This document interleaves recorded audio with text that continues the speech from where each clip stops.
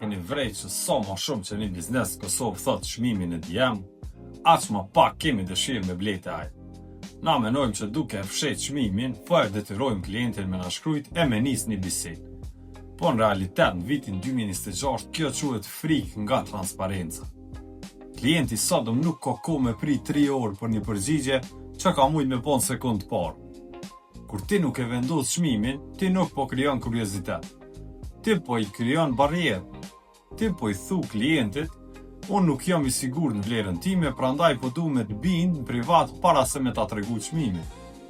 A keni pa ndonjëherë Apple ose Zara të ju thonë çmimin djem? Jo, sepse transparenca është çënia e parë e autoritetit.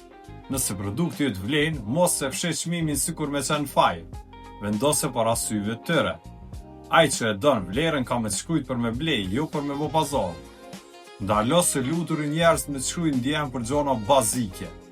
Fillon ndërto besim përmes transparencës, sepse në fund ditës, çmimin e djem nuk është strategji. Është thjesht një mënyrë e shpejtë për me i përzon klientët tek konkurenca.